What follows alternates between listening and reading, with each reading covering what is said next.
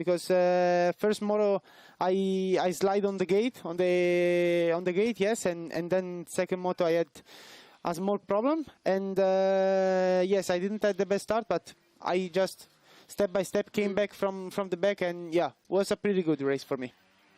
Okay, here's the thing. It was nice to get a podium, but what was with the celebration? Okay, I was disappointed with the celebration because it was, you know, you came over the line. It was just like a and the reason is, okay, fantastic to get the podium first of all. This was your podium celebration here in Argentina, all right? Not like what happened a year ago. Mantova, all right, because Mantova was completely different with your first podium. Is that what it was? It's just the fact that it was your first podium then and everything was different? Because this was a year ago, all right? Yes. No, yes, was Mantova was completely, I didn't expect it. No, was completely coming from nothing, let's say, you know. I just, they just give me and they say, hey, that's it. Yeah. So I was, I couldn't believe it. But Argentina was a bit different because I was on factory bike. I had the best team behind my shoulders, and yes, I trained really hard this winter with Joel in Belgium. So it was a bit different, but the celebration was not on top, just because I had completely my hand completely open. Blistered. So yes, completely open, and then I had a lot of pain, and I couldn't almost hold the helmet. So no. We will recover from this, no problem. Good. Nice to know. Yes. Well, Andrea, you mentioned Joel Smets. You're working very closely with him. Where do you think he has helped you improve the most, do you think? We worked pretty a lot this winter because we started quite early, more early than everybody else, because this was, let's say, first normal season again. Yeah. So with long winter. But us, we take a lot of time for work on some other things, some particular, because let's say when you arrive at the World Championship, we are every guys, we are really fast. So you need to work really on small things that can make the difference, and that's what we did. We just take our time and then try to work on different points, especially on the sand, because for us in Italy it's not easy to find sand tracks. Yeah. And also for, like I said before, for private team it's also not easy with the budget go in Belgium and live there, because this means that you need to have 2 workshops. Yeah. So it's not really easy. Yeah. And so we worked a lot on the sand, let's say. That was the goal. Okay. Well, second in the championship. You've never been in this position before. How do you feel coming into this weekend? Just relax, because it's just second race, so the championship is still really long. We are second, for sure. We are happy, but always focus on the goal, let's say, and always try to give our best and don't make mistakes, because the championship is long, but you don't have to make mistakes. Okay, final question. Okay, well, you've been working a lot in the sand, like you said. 5th overall here last year. After Argentina, and obviously the amount of work you've been doing in the sand, podium possible? That's the goal, for sure. Yep. That's the goal. We are here for fight for a podium. For sure, there is many people that can fight for the podiums, because there are many good sand riders. So a lot of riders can fight for the podium, but we are here for this.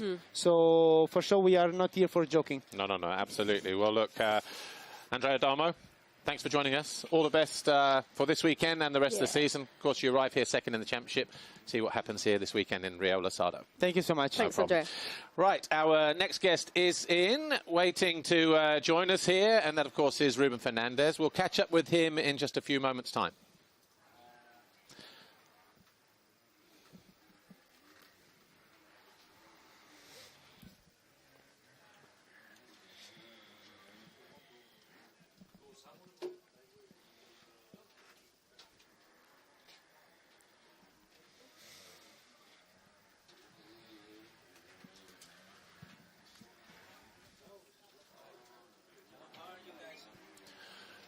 So as Ruben Fernandez gets himself into position and we give him his own little headset, yeah, you can see some of the images from our racetrack here from what we call our beauty cam. And as you can see, a fantastic day and great weather. Well, look, our second guest is in, Ruben Fernandez, Team HRC. And Ruben Fernandez, MXGP of Patagonia, Argentina winner. Wow, what a day. Yeah, well, what can I say? It was a good weekend. We're happy, you know, got my first overall victory, and it was at home, far from home, you know, it was in Argentina. It was my debut on the MXGP with the Team HRC, and, well, it was a special one. And how were the nerves then towards the end of that second race? Because obviously you led, I think, pretty much from the first lap. Almost. Well, it was not such a problem as I had a gap where to work, you know. I only had to control the race. And I could take it a little bit easier for last lap, so that helped me to be a little bit more relaxed. It was mostly at the first laps, especially that first moto was my first time leading, and then I was a little bit more nervous, but it was okay, second moto. Yeah. Well, also obviously winning the race, but it was your first ever GP victory. It just seemed like the perfect weekend for you, like where everything fell into place. Well, yes and no, because that first moto didn't go as I would like to, you know. Obviously, I started leading the first laps, then I was a little bit nervous because it was my first time there leading the pack. But then I was comfortable on second position when it was like 5 laps to go, 5 minutes or something. And then I had a crash. So, you know, I believe it could have been way better, but, you know, there's some, I cannot really complain because I did like 5-1, and then I just won the GP, so gotta take the positive, and yeah, that's what we did. And actually, really quickly, did you know you'd won the Grand Prix with a 5-1 immediately after the line? He didn't know because you asked me. Can you remember? I wasn't sure, you know. While I was riding, I was hoping to make a podium. I was like, okay, 5-1 might be a podium, hopefully. And then when I crossed the line, I was obviously happy because I was first. You know, I just saw all my team cheering. Yeah. Then I stopped there, and then we celebrated a little bit, and then they just told me, you won the GP. And I was like, what? Yeah, you won the GP. And I still couldn't believe it. So when I arrived to Lisa, then I asked her again to make sure that I didn't celebrate for nothing. Yeah, exactly. And then I was like, yeah, I won it, you know. So then it was just amazing. Yeah. And where's your winner's trophy? And do you walk past and look at it every time? Oh, well, it's in my room with all the other ones. With all the other ones? Well, you know. Yeah. So yeah, I just put it there together with the other ones, and yeah, it's nice to have it. Nice. It's obviously my favorite one, so yeah. So yeah. Well, look, before we had the qualifying race points system, obviously introduced last time out in Argentina and for this season, winning the GP would have meant arriving here with the championship leader's red plate, but you arrived second. So in that respect, is that doing you a bit of a favour, like not leading coming into round 2, do you think? Maybe less pressure? Well, you know, I would like to have the red plate just to put it at my room as well. You know, I wore red. I wore red for you. It's nice, you know. Obviously, it's long championship. This weekend is deep sand soil, so it's not the best for me. So, of course, it's going to be way more difficult than in Argentina. But we work out to make us as good as possible and to come out here with the maximum points possible. So yeah, we just saw an image on screen there where you're celebrating with your team. We never saw that in the live broadcast, but on the Instagram story from Acerbis Motorsport, fantastic image of you literally just throwing the bike down, greeting the team. How were the emotions? What was going through your head here? Look at that moment, because at that point you realised maybe you just won the GP.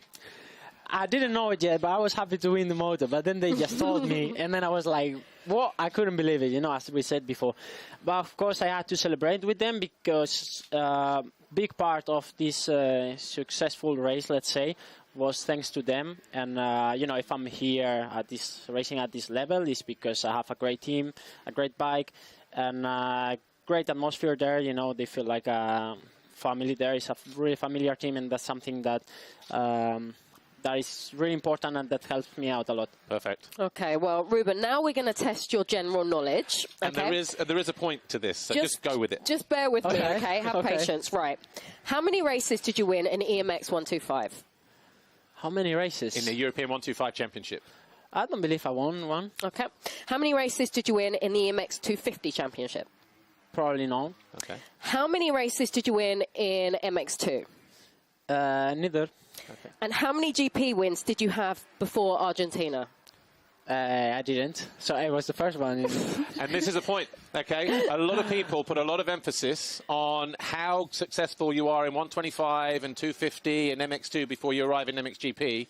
You've shown through hard work, perseverance and belief, and a fantastic team, can't forget them, that when you arrive in MXGP without that kind of, you know, big following of race wins and podiums and championships, that you can win. You've now won a race in MXGP. You've won a Grand Prix. You've stood on the top step of the podium. You know, and like I said, that hard work and perseverance paid off. So, you know, it's not a bad thing, you know, how you've got to here, is it, at all? And you just keep believing. Yeah, actually, I'm really proud of the way I had to, you know, of all the things I had to go through and all I had to work to arrive here.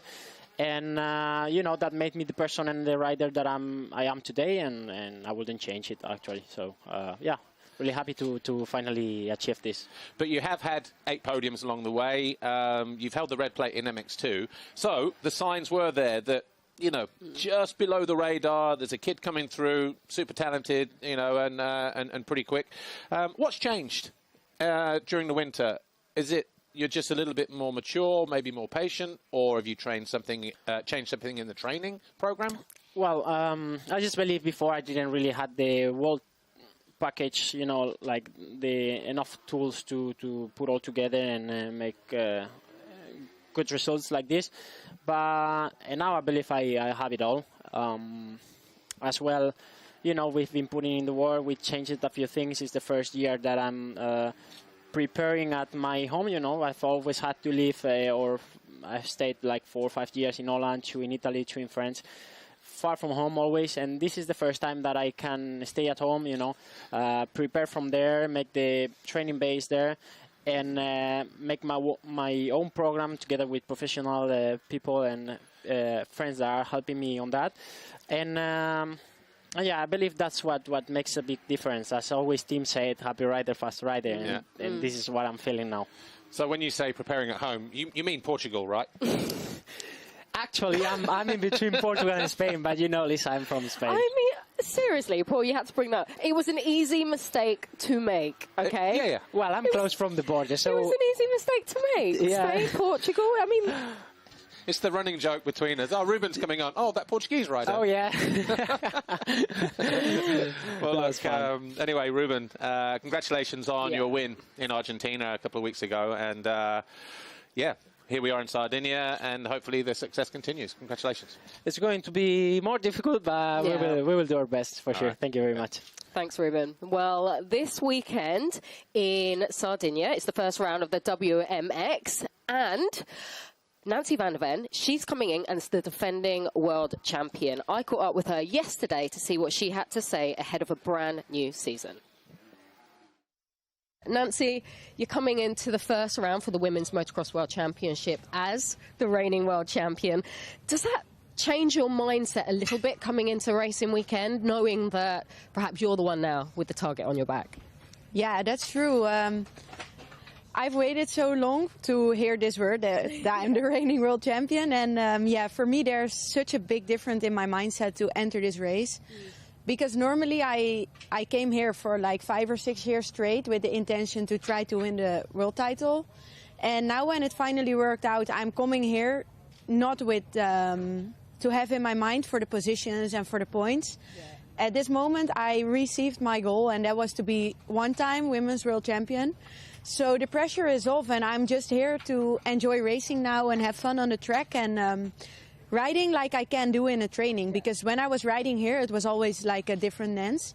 So yeah, my new goal is to enter without pressure. That's so nice to hear, because I know, like you said, it took you what seemed like forever to get this world title, and you did it finally, and everyone's so happy with you. But it's nice that you're relaxed, and it's kind of like, but at the same time, how much more difficult would it be, do you think, to defend a title than it is to actually get it to begin with? Yeah, I'm not defending the title. I'm trying to win another one, but I'm not thinking like, oh my God, I need to be another champion, like I said before. Okay. of course, that is the goal again, to win it, but I'm not going in defending, you know, I'm just going in to do what I can. And yeah, I think that's... It's actually going to be interesting to see what that would do with your racing out on track. If you're going to go in with the goal to enjoy it, to relax and enjoy the racing, you just don't know the difference it will make out there. Yeah, I see the difference in training. When I'm training at home, I see what I can do on the bike, and I see my speed, and that's obviously different than when I'm riding a GP. So when I do what I can in the training, I think, yeah, it's going to be interesting. Well, your trainer is Kiko Kiyode. How much of a difference has that made for you to where you're at now in your career?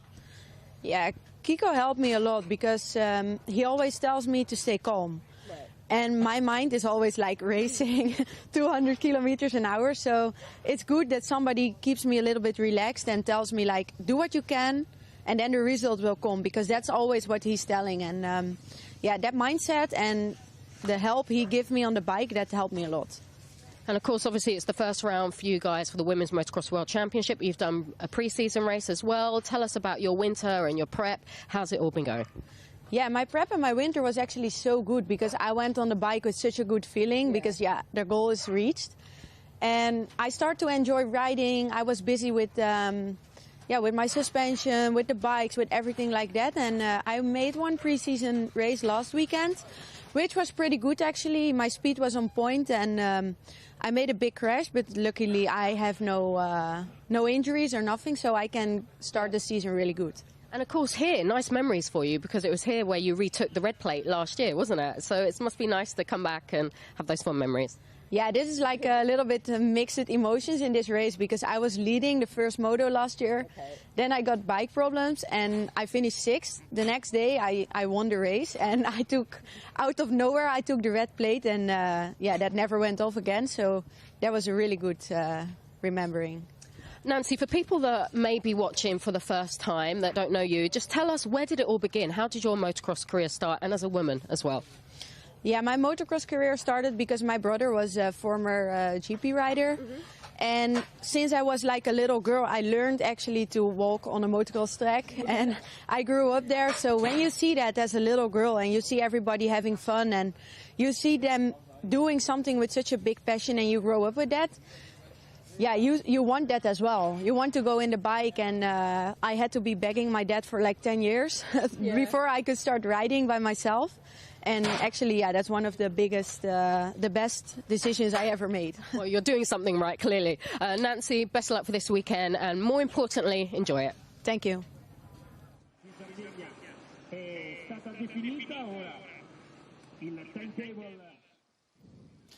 Welcome back to the third and final part of our live studio show here in Riola Sardo for round 2 of the FIA Motocross World Championship, the MXGP of Sardinia.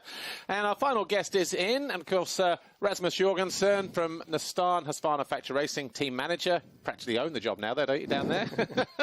But good to see you, RJ. Just briefly, obviously we're at the second round, but after the flyaway in Argentina, it's nice to get back to some kind of normality, isn't it? Because obviously, as nice as it is over there, we're doing it without the race trucks and the hospitality and the usual everyday, you know, things that you have in the paddock here. Yeah, absolutely. Argentina is amazing, and I think it's a great place to start for everybody. Everybody's motivated, but obviously it's a long travel. You're basically spending as much time in a plane or in the airport as you are at the site, you know. So for everybody it's training, but it's a part of it, you know. It's the same for everybody. But obviously, always nice to come back. First one in Europe.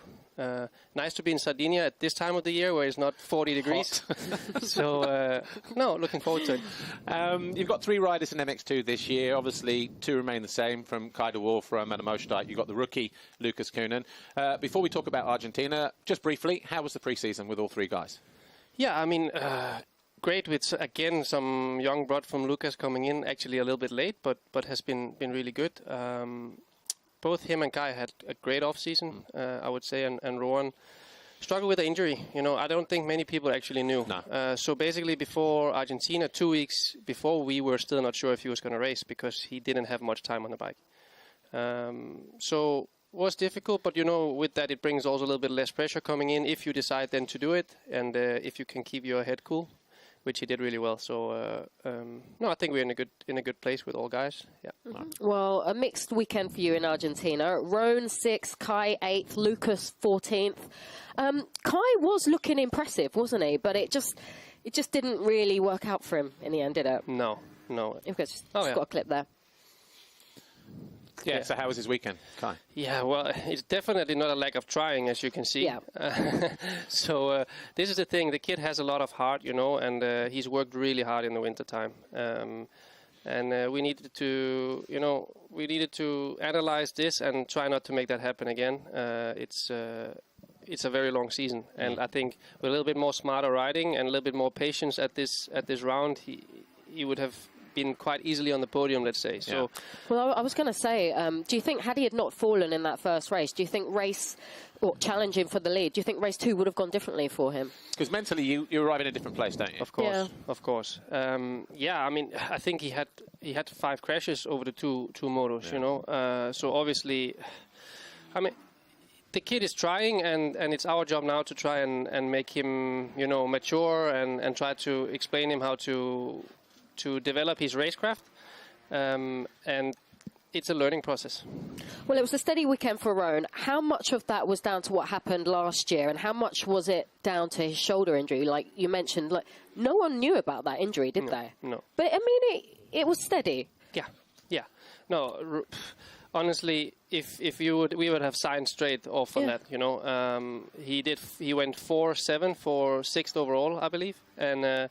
That is very, very solid points if you consider we were not sure if we were even sending the bikes, So he did a very smart race. He stayed out of trouble. He focused on himself. He didn't get, he didn't panic when guys were passing him. He just did his own race. And I think that will be the same strategy for this weekend. He's still not 100%. The other guys has been, riding since November. So building, and let's see where this takes us. When do you think he can be back to 100% challenging for those podiums again?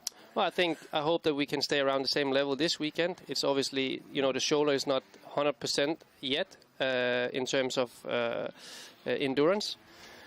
So we hope to make small steps, and then we have again 2 weeks before Switzerland where we can do good training, So. Okay, well, Lucas Kuhnen, impressive in the off-season. Perhaps maybe his inexperience showed a little bit in Argentina, but on the whole, are you happy with where he is at the moment? Yeah, for sure. He's a baby. No, he's 16 years old. I'm dealing with, he's still a kid, and he's super fast, he's super motivated, and again, you can always say if it wouldn't have happened, but he had a whole shot in the first race. What would have been, So unfortunate, I would say, racing incident there in the beginning for both him and Simon.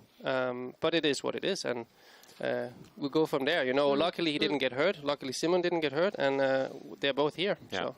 Well, look, before we head to the social club and look at some social clips, I did speak to Kai this morning, and I said, or yesterday when he arrived at the track, and he said, he just put too much expectation on himself. Should have settled for those 2 seconds or thirds or whatever. But and I said, so if you take 2 seconds here, then would you be bothered with that? He said no. So already learning from the mistakes and that's important, isn't it? I hope so. Yeah, no, for sure. All right. Well, look, time to head down to the social club then, and of course. 3 social media clips we've got for you this weekend. The first one here, look, I think we're supposed to be playing these, are we? Yeah. So this is the kind of like trying to keep up with the kids. That's Kai showing us how to do it, and then this was Glenn. Maybe a little bit more practice, but nice to see the old man getting on with it. Hey, but you're getting older, right? And Lisa. And this is when your dad is a 9-time world champion and you want to be like him. Yeah, and actually you can hear Jill just laughing in the background filming this. I like the little hand gesture as well. It's like, yeah, man, I'm so rad. Look at that. That is a star in the making right there. Absolutely, but I like how he just pulls a wheelie on the way out, just like... crap. Wonder where he got that from. And our GoPro track preview this week goes back to 1983. Oh, wow. Imagine having to wear that thing on the side of the helmet, either side. Actually, we'll probably play this one again if we can at the end, because if you missed how big that camera was, look at the side. Look at it. Oh, wow. Look at that. And they moan, these days. But that is, that's not made of aluminium or titanium. That's how they did it back in the day. Well, look, Rasmus, thanks for joining us this weekend. All the best for you and the boys, not just here, but the rest of the year as well. Thank you, guys. Rasmus Jorgensen there. Just to let you know, coming up on MXGP TV today, we're back with the first round of WMX and EMX 250. Race 1, we are live at 3 o'clock today for WMX Race 1. As you can see there, 250s follow on from that, and we finish with the 2 RAM qualifying races in MX2 and MXGP. We'll be back in, 2 weeks' time when we head back to Frauenfeld in Switzerland, followed by our first back-to-back race of the year in Trentino. So from me, Paul Mayland, Lisa Leyland, thanks to our guests Rasmus Jorgensen, Ruben Fernandez and Andrea Adamo. We'll do it all again in 2 weeks. Enjoy the racing this weekend, though. Thanks for watching. See you then. Bye for now.